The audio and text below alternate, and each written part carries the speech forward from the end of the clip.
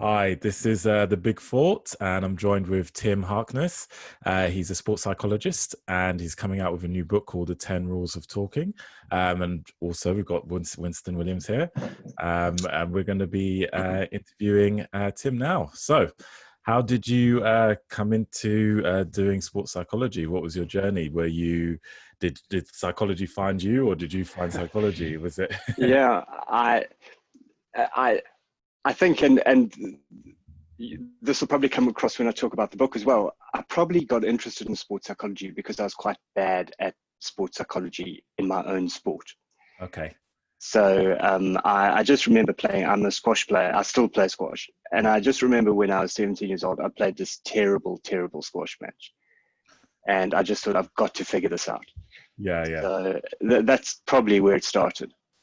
Okay. Cool. So did you actively go out to find the tools necessary, or did you just sort of beat yourself up like most athletes do until the point where you? Yeah. Do you know athletes? Do you know? I'm a javelin thrower. I'm the English champion in Okay. javelin. So I work. Oh wow. I've been Okay. doing Okay. athletics All for right. the last 10 years. I'd read that. I didn't want to kind of launch, put you on the spot, but okay. Yeah. So I know where So you're coming we from. can. All right. Yeah. Yeah. And javelin, I think it's one of those sports where you don't have a lot of opportunities, so you've got to get it right. Yeah.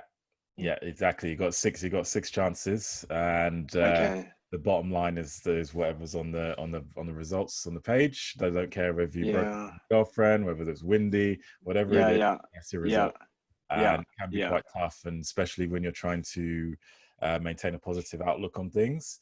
When the Okay. black and white saying actually you're not as good as you think you are, so Yeah. it can Yeah. it can build up quite a bit of a struggle, or something. It can be a bit of a struggle at times, but Okay. you've just got to make sure you've got a good team around you, make sure you're Right. communicating with your coaches, just all the things Yeah.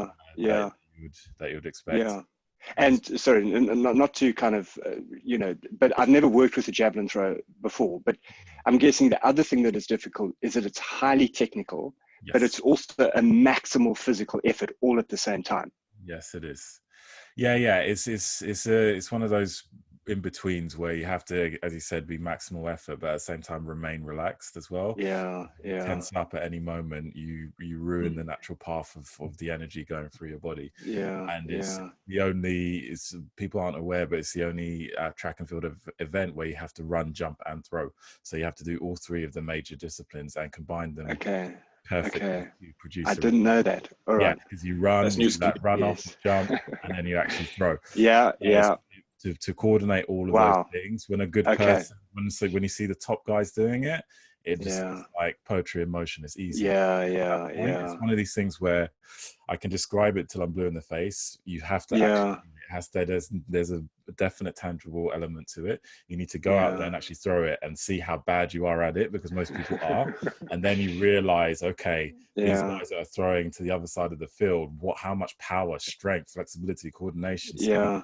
that they need to combine to produce the Yeah. result. It just Yeah. makes you very aware. You become very aware of the skill involved.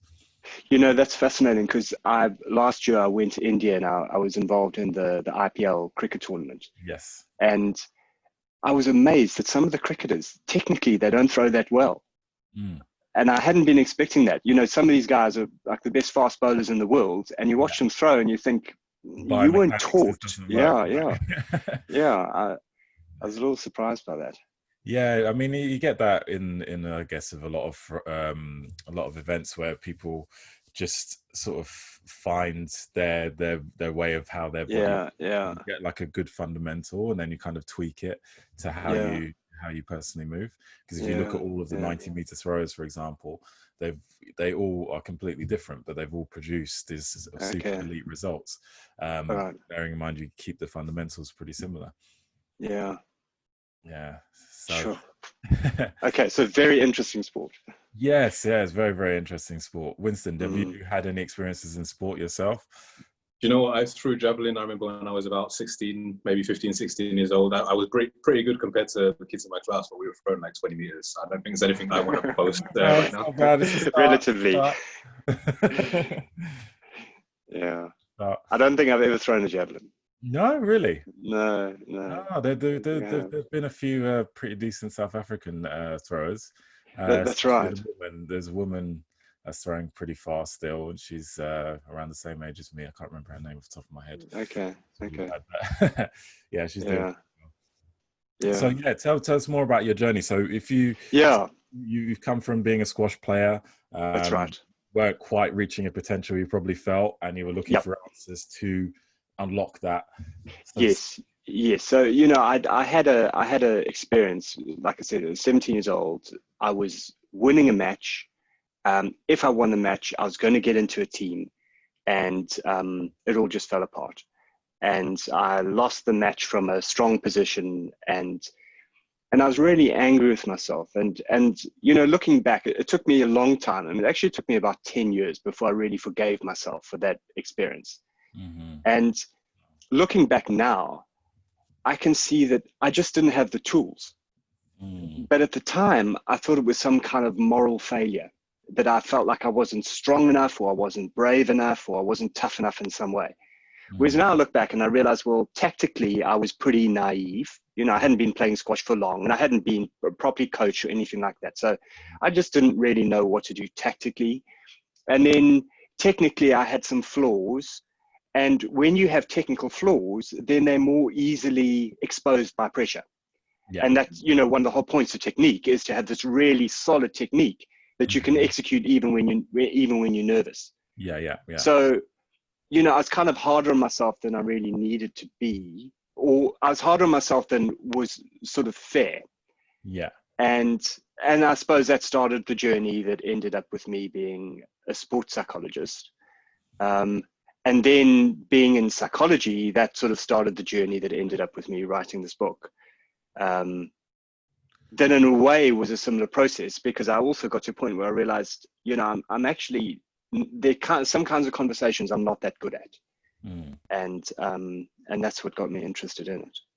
Yeah, it's interesting because noticing it from myself, especially over the last few years, I found that the psychology of everything and how you sort of mentally process your event or your sporting event Yeah, is so important because physically I yeah, haven't actually changed over the last decade. I'm pretty much the same strength, yeah, same yeah. everything, but my results are completely worlds apart. That's interesting. Because my understanding of the event, my awareness Yes, of everything, yes, my yeah, sort of capacity to understand that not every result is a permanent fix. Like even if I fail at something, I've got another opportunity to change it with the next throw. Whereas you kind yes, of get obsessed with a series of throws and they have to be of a certain standard. When it's actually, when you look at my event, for example, it's 6 attempts to okay, get a big throw as opposed to having okay, 6 good throws, all so you right, get, if you change your perspective on things, it's so interesting how it completely yeah, unlocks yeah, you, because you think, oh my god, I've got to produce 80 meters every single throw, but then you think to yourself, no, it's 6 opportunities to throw as far as you can. That's what it is, okay, yeah, and it's just that change of perspective that completely unlocks a lot of the yeah, things that have been holding you back. yeah, yeah. I think that perspective is so interesting, and how, because I think it's a very natural thing to assume that we have to have 6 good throws, or Mm, to assume that if my last throw wasn't good, my next throw is also not going to be good. yeah. But you're saying you're finding ways to free yourself from that.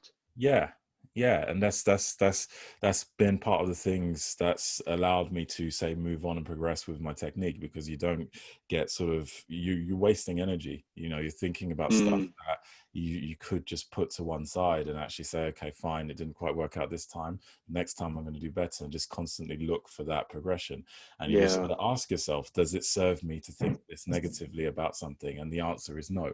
So why do it? yeah, yeah, yeah. Honestly, And and to kind of connect that to the 10 rules for talking, that's rule Yes, number 1, is exactly. agree what you're talking for.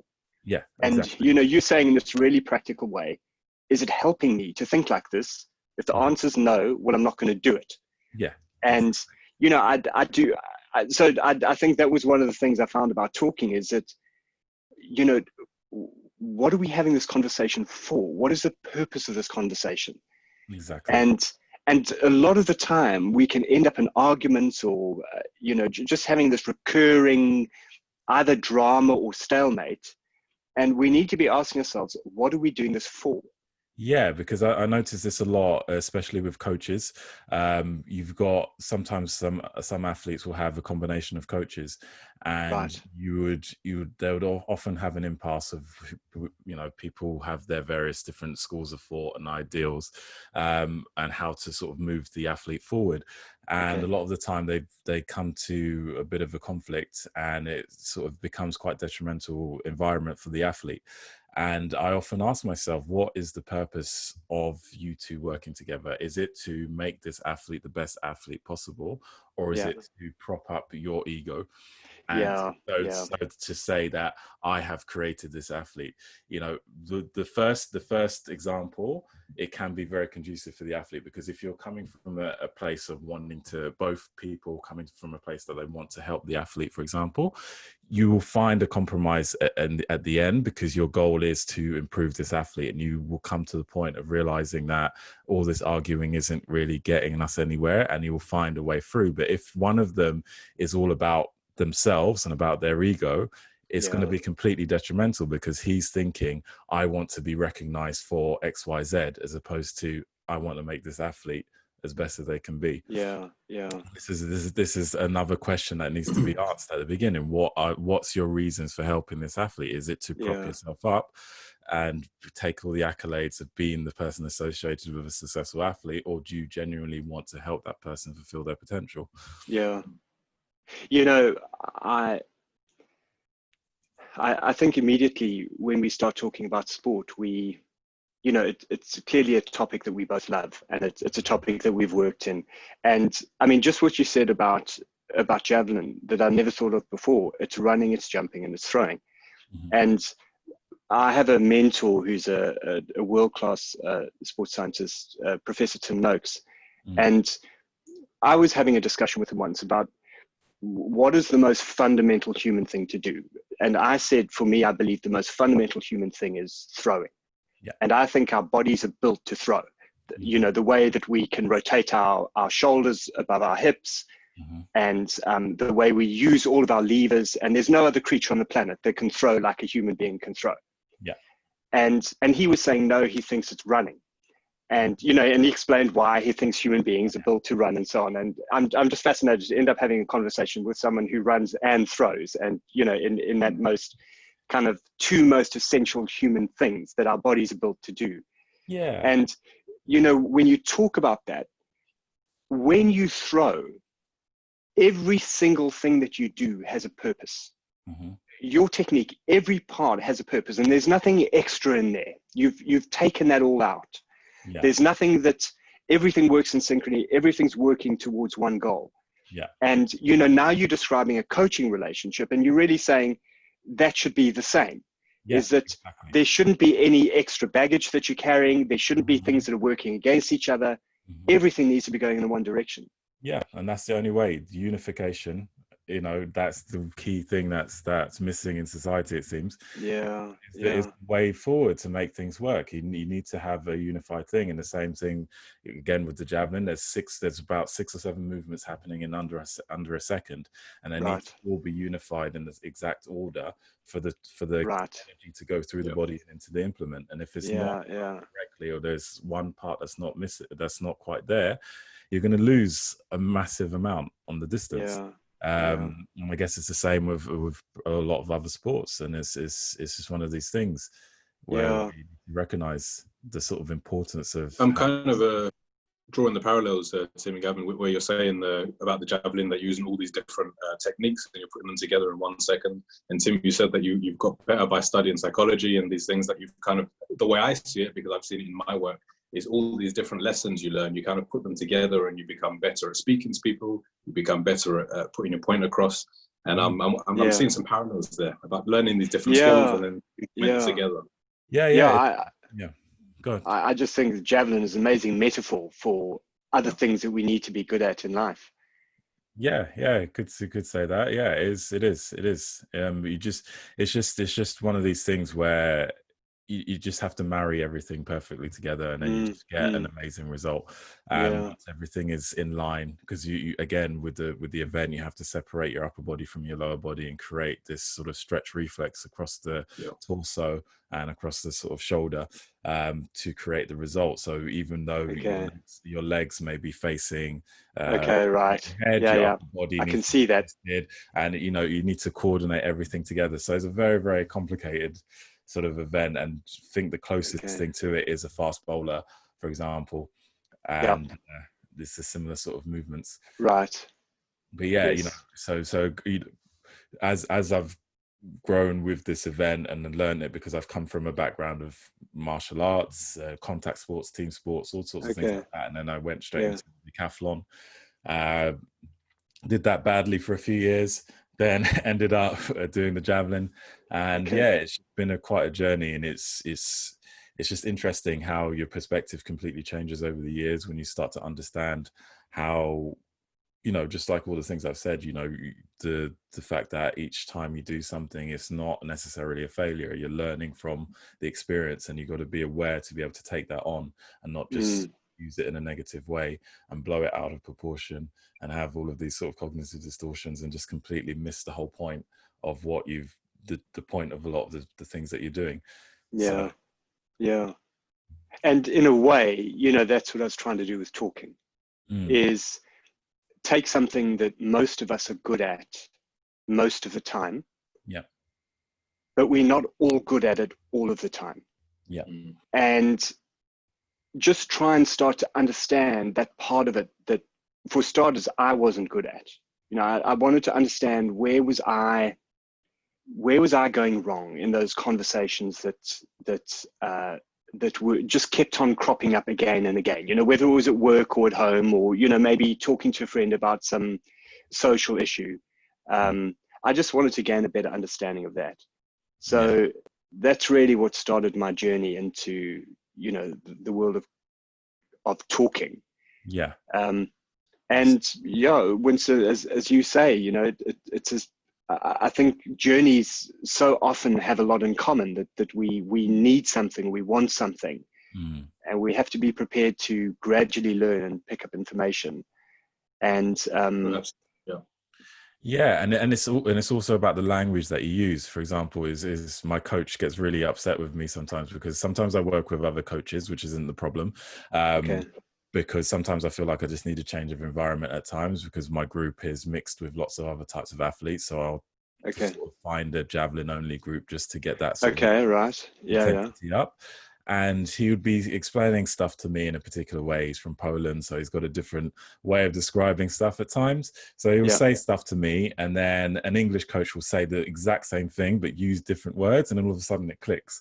And then I go back to him and I'm like, oh, you never guess what? He said this. And he's like, he just like, loses his shit. And he's just like, I've been telling you this for the last year. And you're like, it all depends on how you say something and the timing of it all. And it's just so particular at times. So the importance of what you say is so, And that's one of the kinds of conversations that we have, is a learning conversation. And, I've got a list of 5 kinds of conversations that I think covers most of what we do. And that's the one, is it's a learning conversation. And I think with learning conversations, the one thing that you've got to get right is to recognize when it is a learning conversation. Because let's say, for example, I'm talking to someone in the street and I'm asking the person for directions to the train station. That is a pure learning conversation. And I do not know where the train station is. Hopefully the other person does. And it's quite simple in that there's transfer of information that's happening. And I want that information. And it's no more complicated than that. But it's not often that a pure learning conversation is as uncomplicated as that situation. Because, as you say, sometimes ego gets involved. That maybe, imagine if I walked up to someone and said, can you tell me where the train station is? And they start telling me, I'm going, oh, what, do you think you know more than me? And, but essentially when ego gets involved in a learning conversation, that's what's happening, as ridiculous as it may sound. the other thing that can go on with a learning conversation is that somebody may come and ask me for my opinion on something, but I don't realize how much they know, or I don't realize what they know. Mm-hmm. So that would be another obstruction in a learning conversation. Yeah. And, you know, for example, it would be quite wrong for me to, I'm a sports psychologist, so obviously I know something about pressure, but when we talk, it's not a one-way learning conversation.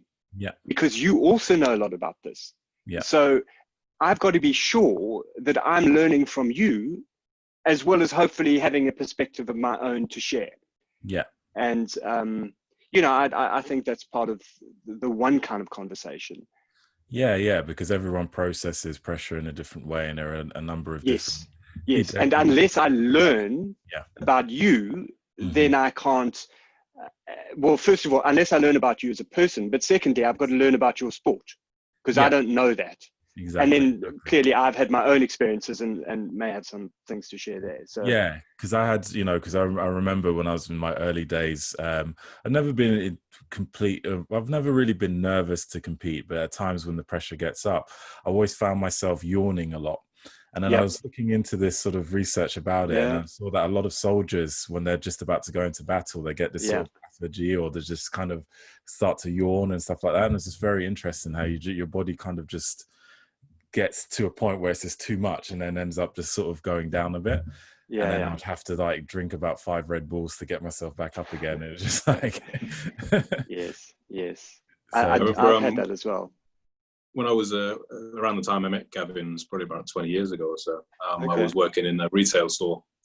Knew nothing about conversation, knew nothing about, you know, transaction between people. And I remember I suddenly had a position where I was kind of in a supervising position.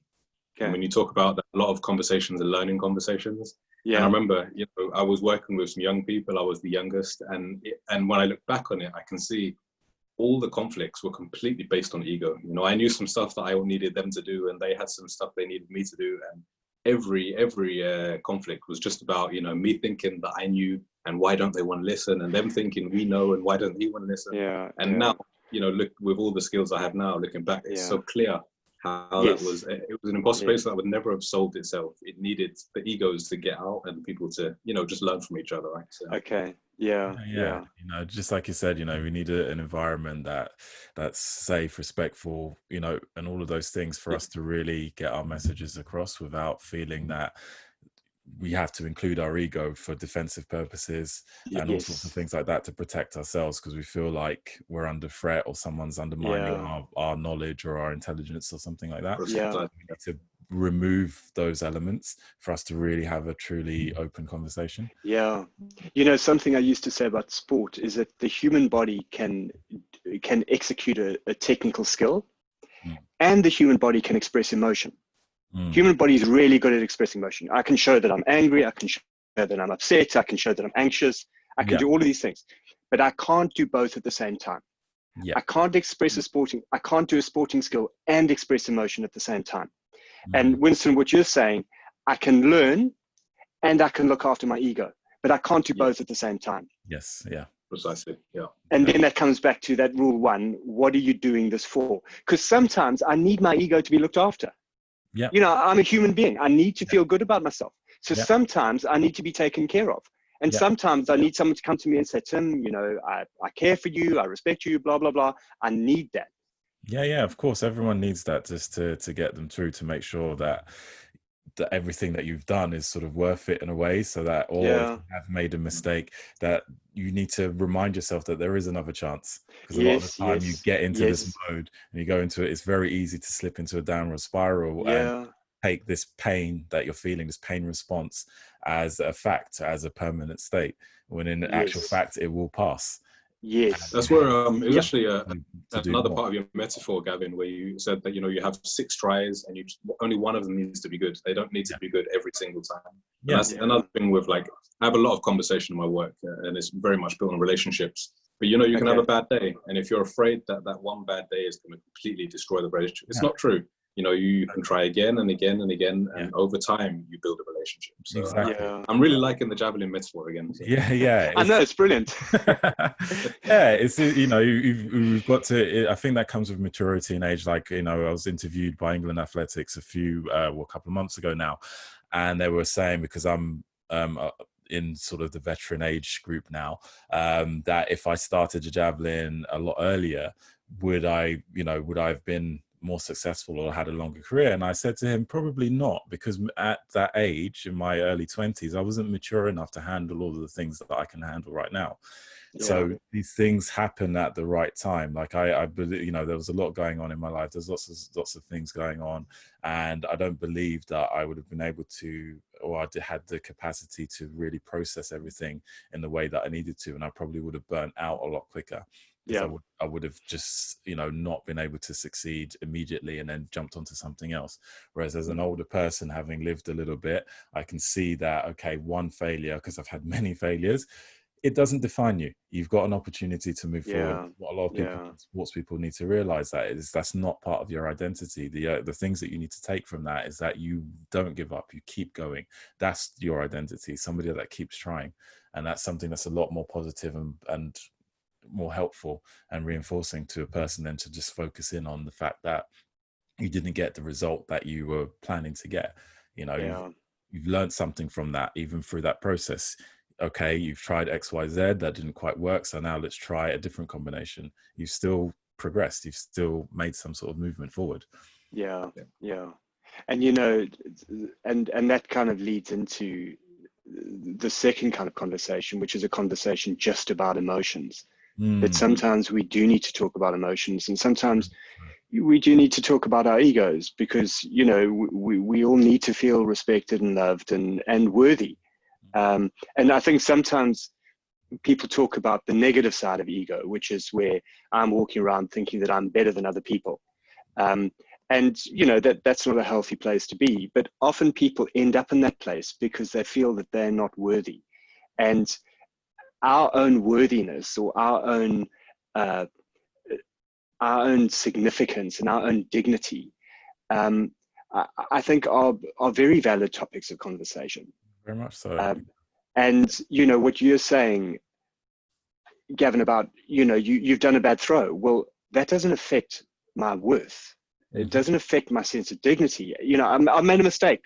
So what? But I think sometimes you can be in a place where you feel like that mistake impacts on your worth or your dignity. And it comes down to that thing where people define themselves by what they do as opposed to who they actually are. And then once you define yourself as do, you're in a very sort of a delicate situation, because once that thing, what you do, doesn't quite work out, it hits your self-esteem massively. So variable. Whereas if you are just who you are, and as a person who throws a javelin and look at it from a different perspective, you have that self-worth in the bank. It's there. And what you do is just a result. You love to throw, you love to do whatever you love to do. Who you are is who you are. And those come from different qualities, like your ability to love, to respect, all those types of essential types of things. You need to be more at peace with those types of things, as opposed to defining yourself as a job or a sporting event. Because once you do that, you're letting your self-esteem just go out into the wind, and it's just like to any whim, you're putting yourself in a very dangerous position.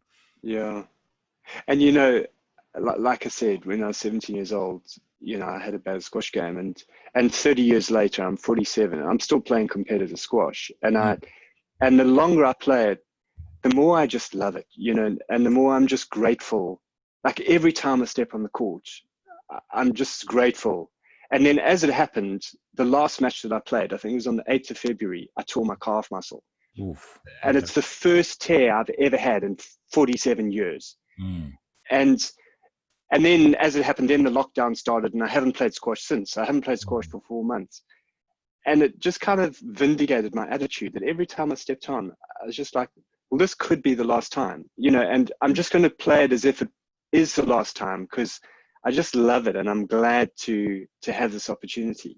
Exactly. That's the whole thing. You need to enjoy each experience that you have and not Yeah. make it the be all and end all of everything. It's, a lot of the people, because I was fortunate enough to have talks with a lot of former Olympic champions, and Okay. they would always emphasize the importance of having something outside of the sport.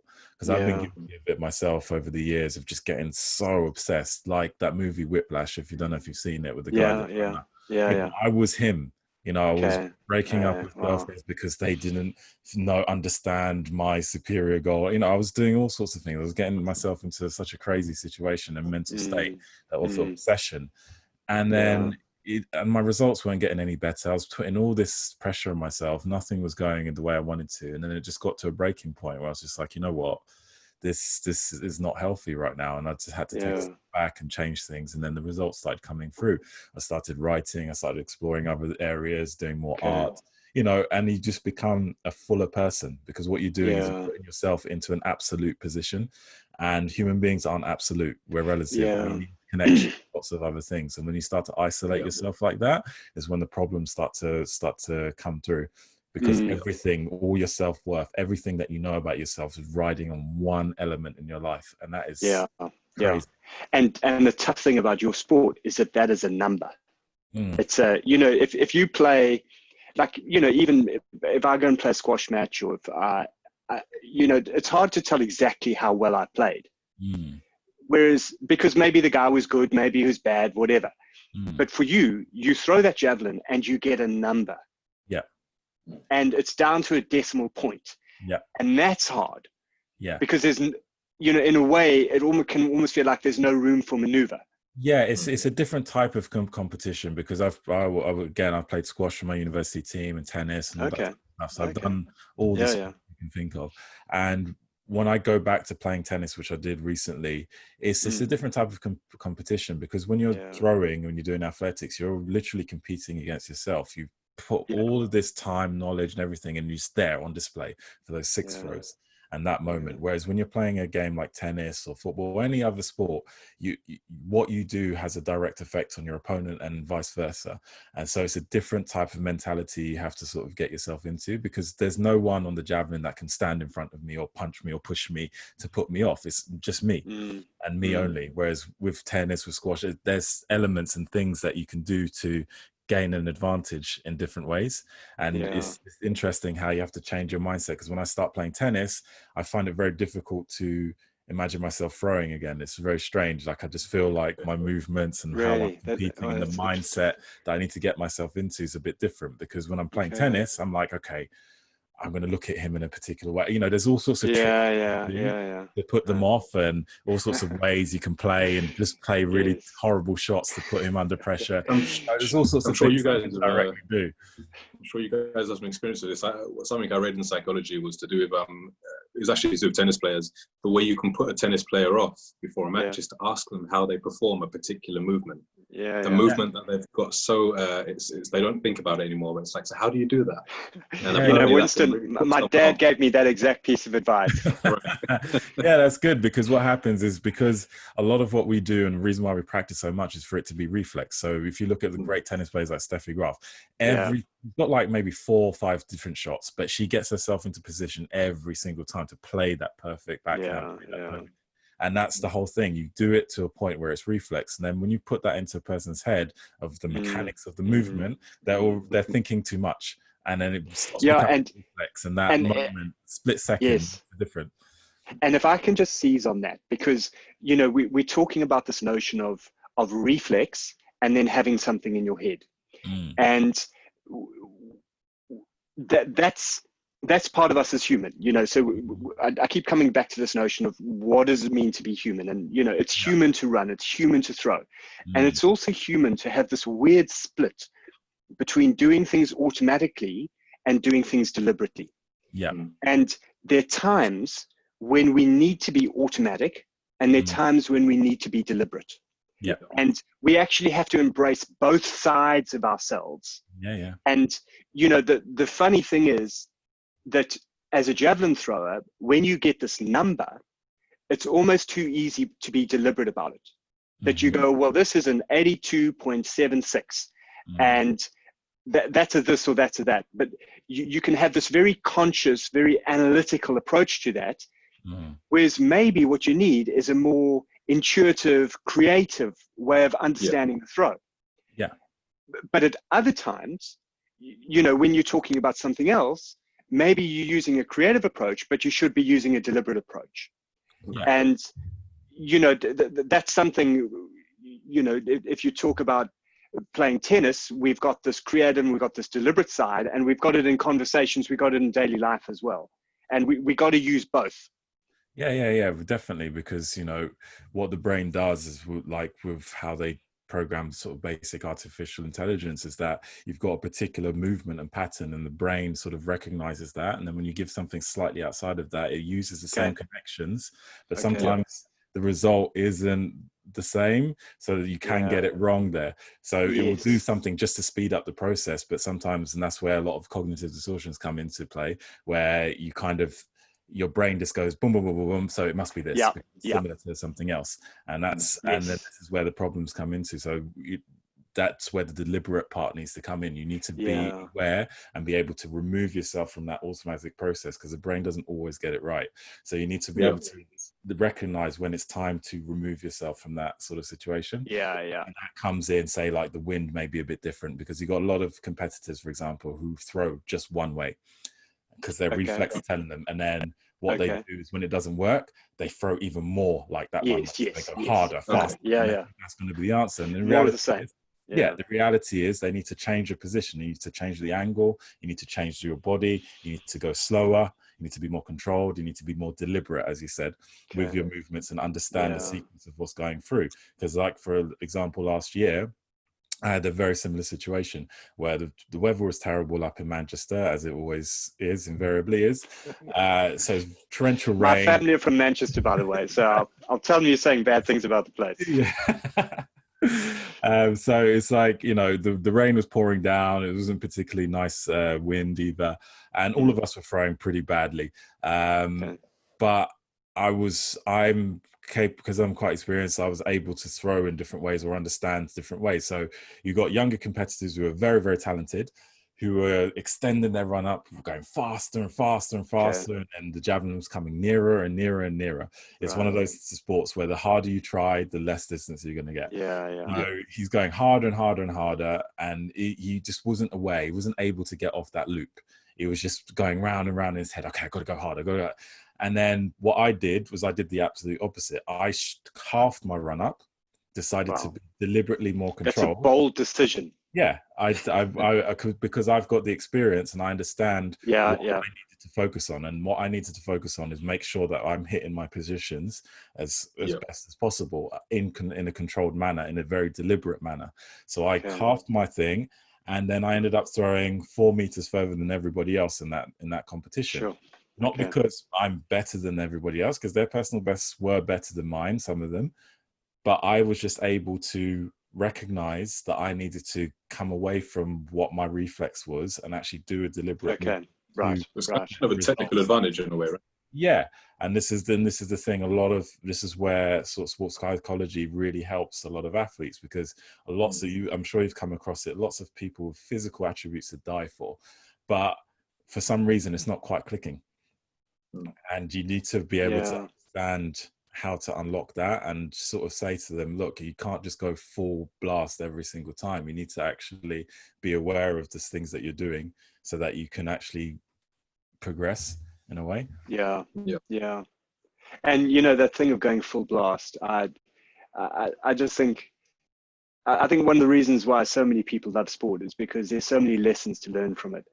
And I mean, that's something that can happen in a conversation as well, is when a conversation's failing, we just want to go full blast in the conversation and we just want to go with our reflexes. But, that doesn't always turn out so well.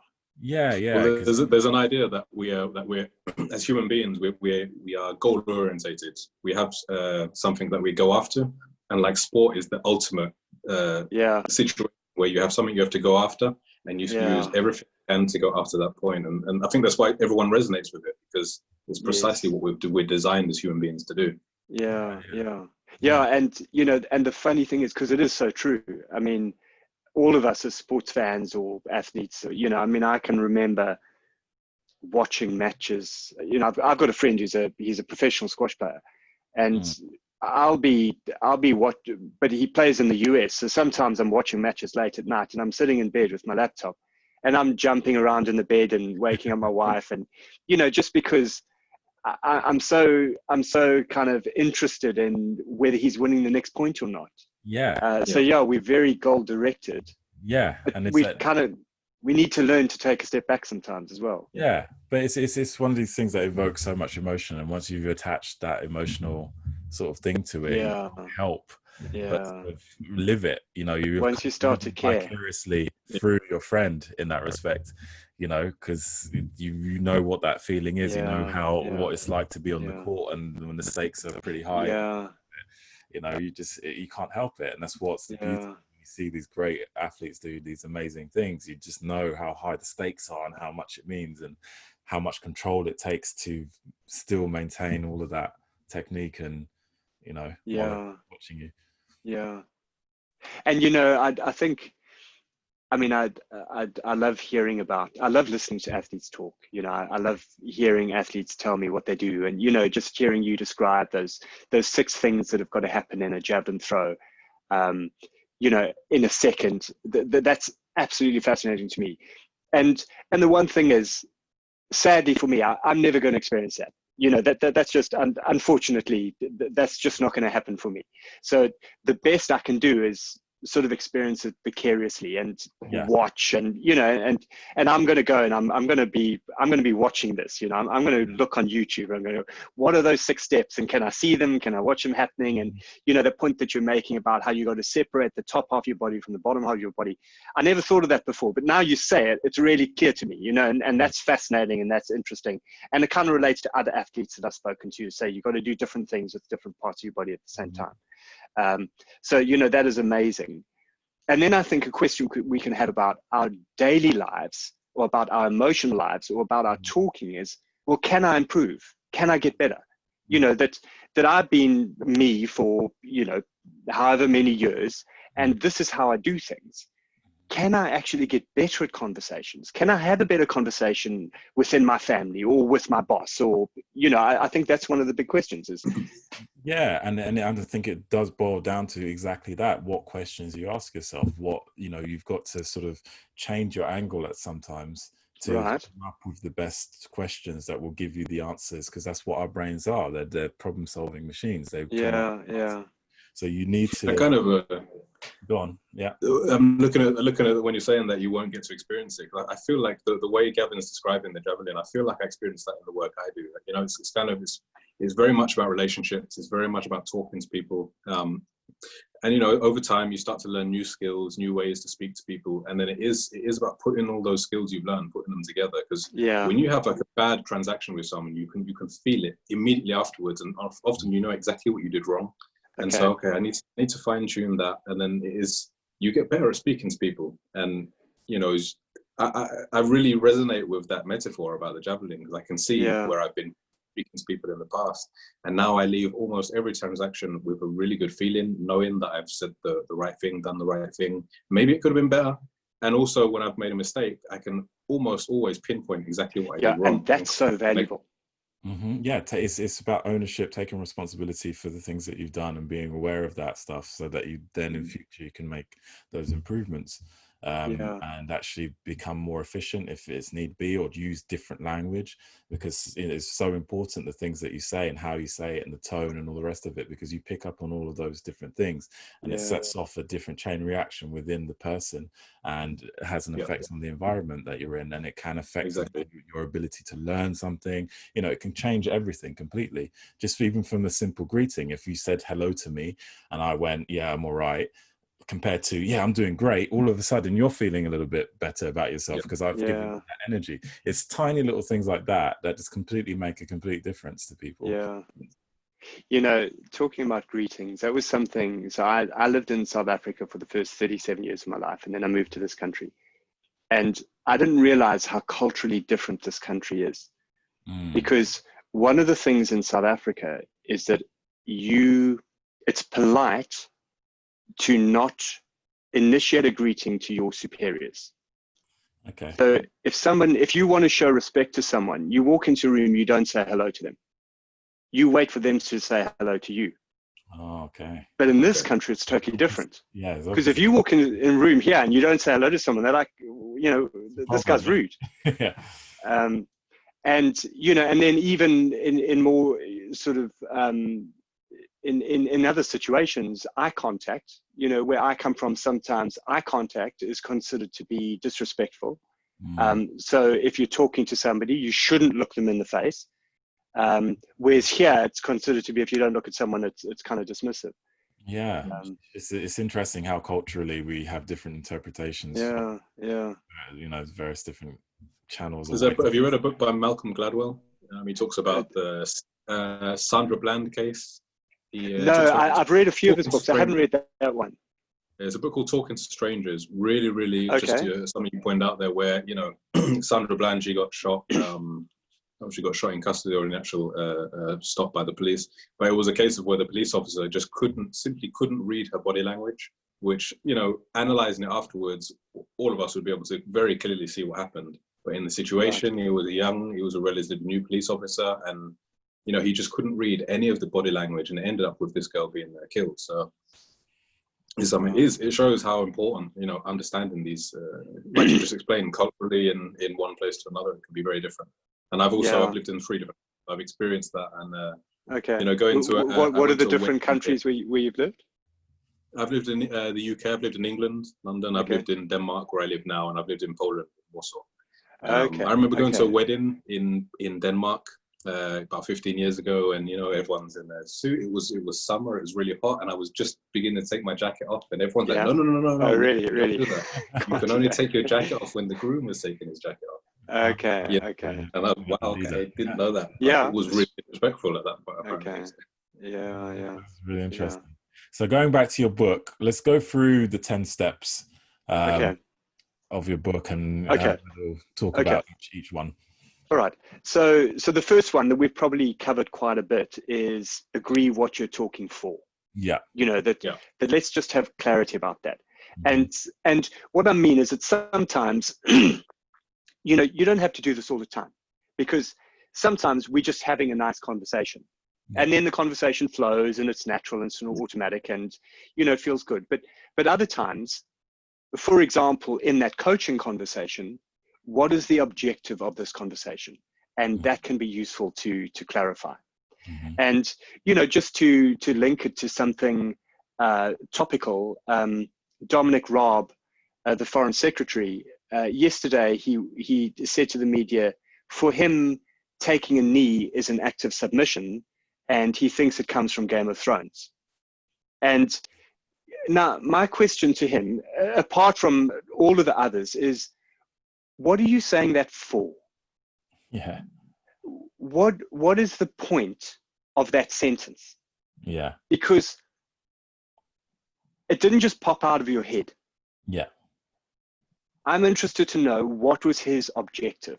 And then he tried to make it a joke, and he tried to say this and he tried to say that. But, ultimately, to me, the first problem I have with that statement is I want to know what he was saying that for.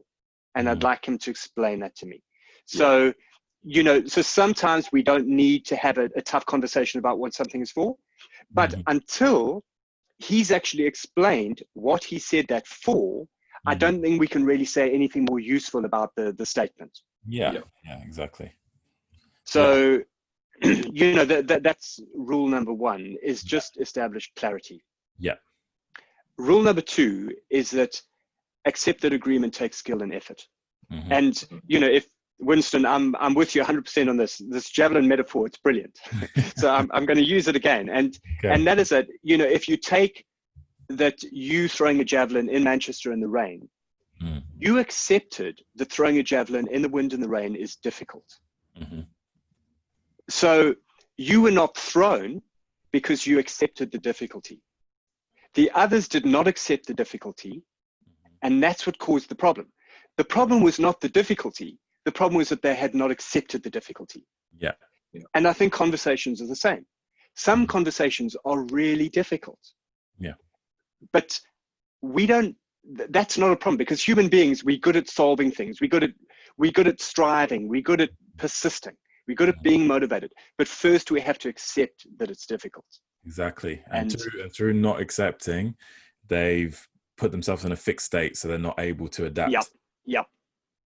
Yes. Yeah. So, that's really rule 2. Yeah. And then rule 3, to be honest, was a big one for me. That I used to think, when I disagree with someone, I used to think the reason why I'm disagreeing with this person is because they're wrong in some way. And maybe they're not quite as clever as me, or maybe they're a bad person in some way. That used to be my first explanation. So if I find myself in disagreement, my first explanation used to be, well, it's the other guy's fault. And eventually I had to get to a point where I had to challenge myself, that when I disagree, can I explain this disagreement without attributing it to some negative quality of the other person? So that's rule 3, is remember that most people are good, competent, and worthy of respect. Yes, of course. Yeah. Even when we disagree. Yeah. Because even in that disagreement, you can find some sort of resolution, because you may, as combined from both sides, you've come up with something that both of you aren't quite aware of through that discussion. Yes. And this is where you go back to your first point. You need to agree, what's the purpose of this conversation? If you've agreed that both of you want to improve, and it's not an ego thing for a sort of a battle for superiority, then you will find a better solution than both of you working together. But if one of you has an ego about being superior, then it's doomed. I think something with that point is that sometimes, especially if you're more articulate than somebody else, that sometimes you need to help the other person to get their argument out. And if you give them that respect, that maybe they're not wrong, then you'll actually help them to because you got to, and that comes through each person being aware of each other's barriers, and understanding that maybe there might be a language barrier, because he may not be from here and he's speaking a different language, so the way he describes things may not be exactly to your thing. But you need to have that patience and understanding to be able to sort of work your way through. And that again comes back to the point 1: what's the purpose? Do you really want to get to the bottom of this problem, or are you there for Yeah, that's so true. And Winston, and I think maybe rule 4, which is talk fast and slow, which is that automatic and creative, we probably covered that quite well. So, but let's just jump to rule 5, which is keep the conversation safe. And Winston, the point that you're making is that sometimes if someone isn't quite as confident or articulate as you, then you've got to help them. And that's keeping the conversation safe. Yeah. 100%. Everybody's got a responsibility in that interaction to make sure that everyone feels in a safe and able to communicate and put their point across without fear of being ridiculed or judged. Well, it helps the other person to understand that you value their opinion if you try to help them to bring their argument out. You're not just trying to put it, you're actually trying to argue with them. You got to make that environment that it's a level playing field. Because if you try to elevate yourself, or in the opposite way, make yourself smaller and elevate the other person, you're not really going to get the best exchange, I don't feel. Yeah. And I've got a friend, and when I'm with him, I feel clever and funny. And it's him that makes me feel like that. He's just really good at kind of creating safety in a conversation. Yeah. And it's so much more beneficial and helpful and healthy, and it just keeps a positive sort of empowering sort of environment. The last thing you want to do is make someone feel disempowered and bad about themselves. And that leads into rule 6, and rule 6 is use resilience. And when I wrote about this in the book, I wanted to be careful with it, because resilience is easier for some people than others. And if you have advantages in life, if you are wealthy, if you're secure in your employment, if you have a big safety network, that you've got lots of friends and you've got lots of family around you, it's very easy not to be troubled by minor problems. On the other hand, if you don't earn a lot of money, if you don't have a lot in reserves, if you don't have a big support network that can really look out for you, then small things are going to upset you more. Yeah. So while I do believe that personal resilience is important, those of us who are fortunate enough to have support networks also need to be humble to think that the difference between me coping with something and someone else not coping with something is not necessarily all down to me. Yeah. It's because I've been lucky also. Yeah. Well, So it's kind of like that theory by Maslow, where he's got the pyramid of basic needs that you need. You know, you need to feel physiologically safe, and all of these basic requirements need to be met before you can actually feel like you can progress and can grow and become a more mature sort of, you know, person. So it builds upon all of those things. Absolutely. And I think, you know, that's one of the messages I wanted to try and get across, is because, you know, if you are one of the lucky ones and all of those foundation issues on Maslow's hierarchy have been taken care of, then don't judge someone who is not in that same position. Use your advantage to help bring them up and show them a path the way through. Create that safety. Don't use it in a negative way to make yourself feel even, you know, more important than you may actually be, you know. And it also reminds me of the Carl Rogers one as well, where you've got the triangle of self, your ideal self and your perceived self, and you have to have that sort of congruence and harmony within that, where you can actually move forward with everything. It draws upon all those elements and it fits perfectly. So that's rule 6. Rule 7, and this is moving into slightly different terrain, is use rigor. And, you know, I wanted to get this point across because in a lot of the books that I've read about talking, they don't really come to this issue of rigor. And there's an amazing book, I'm actually looking at it right now, called Sapiens. It's by Yuval Noah Harari. You know the one. And he's got that chapter on the scientific revolution, and he calls it the discovery of ignorance.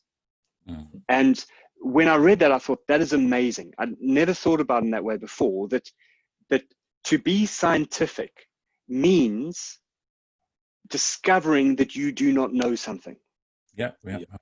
And that is the essence of rigor, is basically not just making stuff up. And so often when we end up in arguments, it's because we're just making stuff up. You know, that I might be having an argument about the economy. And in fact, I invited a few friends around. I thought, you know, one of the things I'm interested in is economic inequality. That's something that kind of fascinates me. And I thought, let me get a couple of friends who've got different points of view, and let's try and have a conversation about this. And we all just sat there and made stuff up. And it was a completely unsatisfactory conversation because it lacked rigor. And, you know, that's why I wanted to have that rule in there is, and I said, when we're talking rigorously, now we are talking numbers. And the thing is, for you as a javelin thrower, it's very easy for you to say whether you've done better today than someone else. Because you've got that rigorous measurement. I'm a squash player. I go on court. I walk off afterwards. I know whether I've won or lost because I've got that rigorous measurement. Whereas, you know, maybe I go into a business meeting, I don't really know how it's gone because, you know, I want to find a way to make that more rigorous. So I'm trying to assess the performance of an employee, for example. I want to find a way to do that rigorously. So sometimes we need the creative element. Sometimes we want to have that rigorous element. We need that solid foundation for us to really grip that fact that we can sort of hold on to push us. And then build opinions from. I think what I'm hearing there is something that I find really interesting is that, you know, it's I think we're coming back to the ego, about protecting the ego. Right. I find that a lot of people, especially the people I work with, who are often challenged by various things, is this anxiety of just protecting the ego, that they just find something to say. And I think a lot of us do it. Just generally, it's just it's that fear of being made to feel, or just generally feeling that you're either not good enough for this conversation or for this person or for this discussion. So you just find something to say. So it's that anxiety that I think, you know, a lot of people who can't be in silence in a room together, they just have to say something because there's anxiety in the air, and the only way to get rid of it is just to create some more sounds. You know? Create sounds. Yes. Yeah. There's a lot to it as well. Like what Winston said, it's like, you know, when people are in a sort of a conversation and they're making up stuff and all the rest of it, is for me, it's like a fear response that they don't want to, like, if you produce a fact and then they sort of scurry around it and try to manipulate it to their argument, it's kind of, I'm just recognize that as the fear of them taking responsibility that they could be wrong. The fear of saying I don't know. I don't know. Whereas that's again coming back to ego. You want to always appear to be knowledgeable, to be this, that, and the other, and you could be, but you've gone down a path that's not quite right, and you need to have that humility to say, okay, I'm not quite right here, you're right, and let's move on to the next point, and actually accept the lesson that you've learned here. And I found a lot. And Gavin, you mentioned that fixed and learning mindset, and I think that is it. That's the whole thing. So So that's rule number 7, use rigor. Rule number 8 is use complexity. And you know, this is something, I think this is one of the things human beings are just not that good at, is human beings like to find a single cause for something, and they like to think that it's either black or white. And we just have to, and this is where, when it comes to this thing of thinking intuitively, we've got to accept that as human beings, all of us, we're not good at this, and we have to force ourselves to see the complexity. And I think so often when we find ourselves in arguments, it's because we've lost the complexity. And complexity makes it so much easier to agree on something. And, you know, if I was to play a squash match, for example, and you know, and you were watching me, and I was to walk off the court, and I go, I was terrible today. I'm basically giving myself 0 out of 100. And you might go, no, I thought you were quite good. You giving me 100 out of 100. Now, chances are I'm not 0 out of 100, and chances are I'm not 100 out of 100 either. If we can use complexity or degree, then we might end up a lot closer. That you might eventually give me, say, 63 out of 100. I've given myself 48 out of 100. That's a lot closer than 0 and 100. And I just think that what happens again is just it comes down to how we process stuff and how our brain processes stuff. It goes to the easiest option. It finds the path of least resistance. So it's very simplest. Easy to just go straight to an absolute. No. Yes, an absolute. And we have to force ourselves to step back from that absolute. And we need to see that, as we said, there's different shades of grey. There's lots of different areas in between where there's elements where you say, for example, you didn't sleep well last night. All of these things have contributed to this particular result, whereas we kind of just overlook all of that stuff and just go straight to, boom, I'm terrible. It's the same where you won the competition, Gavin, where everyone saw this, you know, talking about the complexity. Everyone saw the problem is I need to throw harder and faster. And you kind of took a step back, looked at the situation, and, you know, with your experience, found another solution. It's not just about speed. It's not just about power. And you end up winning the competition by 4 or 5 meters just by understanding that it's not just based on one thing. It's a combination of elements that makes up everything. There's very few things in the whole universe that are actually absolute, and I think a lot of people lose that sight. And I think it's in society we're trained to be these decision makers where it's yes or no, this or that, and it kind of contradicts what's actually out there in the natural world, which is there's a lot. Even when you pick up a glass of coffee, you're using your arm. There's a combination of muscles that work together for that particular result. It doesn't just land in your mouth like a yes or no question. The only time you realize that is when one of your muscles doesn't work, you know, due to an injury or something. Then you realize how much is actually involved. You needed that one. Exactly. So it's just one of these things where, of course, everybody knows it. When you say it to people, they suddenly smile and they go, that's the funny thing. But we need to be reminded. Yeah, we need that reminding all the time, and we need to be aware of these things and be trained in that way to just, as I said, have that deliberate thought and not just leave everything to reflex and just think yes, no, and let the brain sort of go crazy with these sort of automated processes. Yeah, and that's rule 8, complexity. Rule 9 is listen.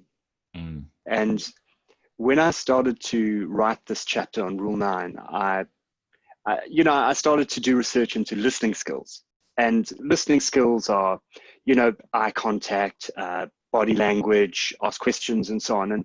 And what I thought to myself is, when the talking is easy, the listening is easy. So an example I gave is, one of my sons coming home at the end of the day, and they've had a good day. It's easy for me to listen to my son when he's had a good day. And then I do all of the things automatically. I nod and I smile and I ask him questions, blah, blah, blah. The challenge is listening when the talking is difficult. And, that's really kind of the point of rule 9 is we got to remind ourselves sometimes to keep listening when things get tough.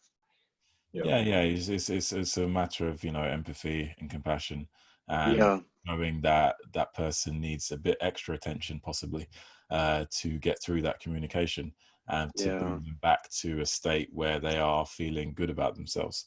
So it's just the other person to realize that and actually make that little bit more effort with them. And then, you can get back to that easy sort of communication. Yeah. So that's rule 9. And then rule 10 is reach out. And, like I said, I'm South African. I was born in the early 1970s, which meant that I grew up in the 1980s. And that was during the worst of the apartheid era. And so that was my upbringing, was an upbringing of separation, of just really unnatural relationships. And this horrible feeling of feeling like you lived in a society that was not right and was scorned by the world. And, that began to change, and it was a gradual process. But the one process that I remember very clearly, the one moment that I remember very clearly, was in the 1995 World Cup. And, there's a movie about this, Invictus, which I've never watched. And I don't want to watch the movie, and I won't watch the movie because I was there.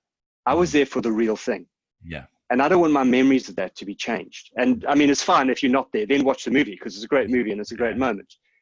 But there's a moment where Nelson Mandela walks out in the opening match of the first match of the World Cup. And he walks out in front of 50,000 white people as a new democratic president of the country.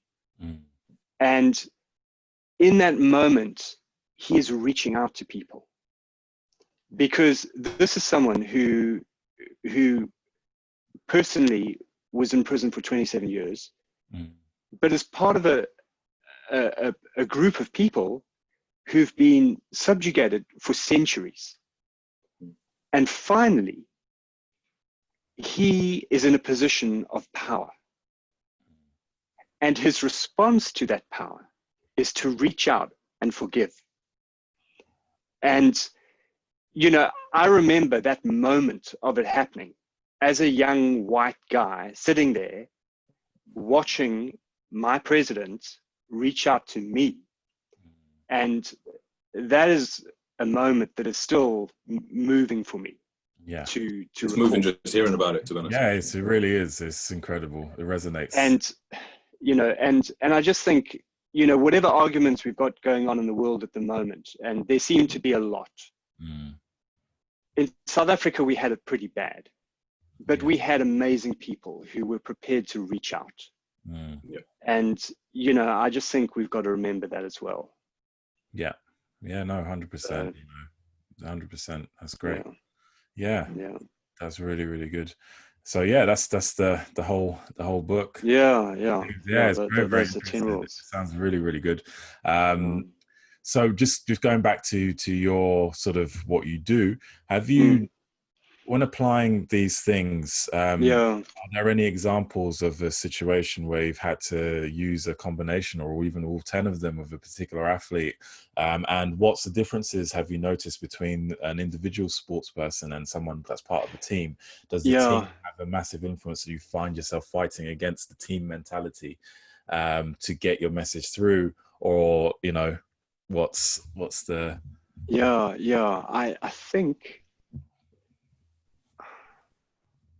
I think when I was working with the cricket team, you know, I went across to Delhi, and it was a challenging situation because the team that I was working with, they'd come last in the league the year before. And they'd done so badly, in fact, they changed the name of the team because they just never wanted to remember, you know. And when I went there, I was thinking, because I worked in cricket before, but I haven't worked in cricket for years. And I was thinking, working cricket is going to be like working golf. It's going to be quite technical and, you know, all about focus. And what I hadn't realized is how much cricketers support each other and how much cricketers rely on each other's support, because it's such a harsh game. You know, you can score 100 or you can score nothing. And they need the emotional support of their teammates in order to do that. So we ended up having some real listening conversations, some real reach out conversations. And I was expecting there to be a lot of rigor, like, you know, tell me where my foot needs to be and tell me where my hand needs to be. And, you know, for sure there was that. Yeah. But I was quite surprised by how much emotional conversation we ended up doing as well. So I think that's an example of a team environment. Yeah. And then individual sports, you know, to be honest, I've not worked a lot in individual sports lately. I've worked in the business world, you know, a fair amount, and there we tend to have more kind of rigor conversations. Yeah. It's more, look, we got to make this decision. How do we make this decision? What information do we need? What logic do we need to apply? And then those can get quite technical, and that's really interesting. You know, just finding the best way to do something in a business environment. Yeah, because I think it throws up a different element going into the business environment, because yes, as individuals, they need to prop themselves up quite a bit. So then they need to focus a lot more on the technical aspects because they've got that sort of emotional support, I guess, from themselves. But then they also need to be plugged into a bigger organization, which is working with other people as a team at the end. So how does that dynamic sort of work where you've built themselves up to the point where they feel very confident in what they're doing, but to still maintain a sense of team and not superiority, to you know, to try and think that they're better than everybody else. So I guess that's probably the next challenge a lot of the time. And then you know, we got to do it at home. Who does the vacuuming? You know, who cooks tonight? Who stacks the dishwasher? These are conversations we got to have also. Yeah, exactly. That's probably me most of the time. That's great. That's great. So is there anything else you'd like to add, or any other sort of experience or anything else you want to plug, or, you know? No. I mean, just to say thanks for having me on. You know, it's really great to just chat. And thanks for talking. Thanks for listening. And you know, we chatted before, but it's nice to have a real conversation. Yeah, it's really been great having you on. It's been very, very interesting and said some really, really good stuff. Is your book available on Amazon, or? Yes, so it's available on Amazon. It's launched on the 25th of June.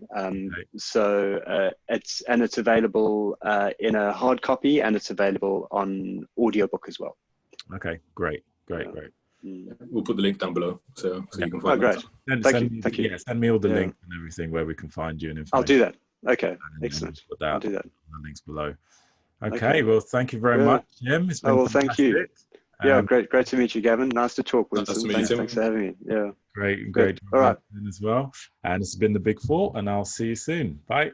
Great. Bye. Take care. Okay. Oops. Okay. So yeah, thanks for that, Tim. It was thank you. Thank you. Really, really good.